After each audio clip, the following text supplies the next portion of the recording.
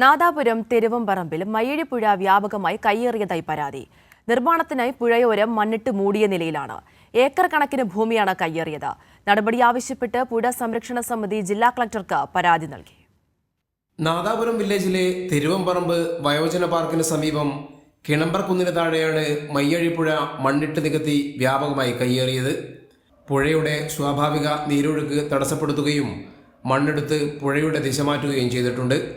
പുഴയോട് ചേർന്ന കൈത്തോട് വൻതോതിൽ മണ്ണിട്ട് നികത്തിയ നിലയിലാണ്. പുഴ കയ്യേറി നിർമ്മാണം നടത്തുന്നതായി കാണിച്ച് ജില്ലാ കലക്ടർക്കും റവന്യൂ വകുപ്പിനും പുഴ സംരക്ഷണ സമിതി പ്രവർത്തകർ പരാതി നൽകി.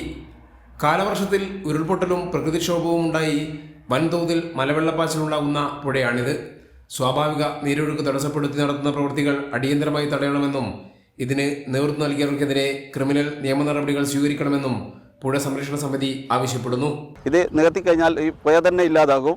ഭാവിയിൽ നേരത്തെ ഉരുൾപൊട്ടി വൻ അപകടമുണ്ടായ പ്രദേശത്ത് വെള്ളം ഒഴുകി പോകാതെ തടസ്സം നിൽക്കും. ഇത് വൻ പരിസ്ഥിതി ആഘാതത്തിന് ഇടയാക്കും. വിലങ്ങാട് ഉരുൾപൊട്ടലിൽ മണ്ണും പാറകളും ഒലിച്ചിറങ്ങി പുഴയുടെ മിക്ക ഭാഗങ്ങളും നിറഞ്ഞിരിക്കുന്ന സാഹചര്യമുണ്ട്. സ്വകാര്യ വ്യക്തി നടത്തുന്ന നിർമ്മാണ പ്രവർത്തനത്തിന് റവന്യൂ വകുപ്പിലെ ചില ഉദ്യോഗസ്ഥരുടെ ഒത്താശയുണ്ടെന്നും ആക്ഷേപമുയരുന്നു. കൈരളി ന്യൂസ്, കോഴിക്കോട്.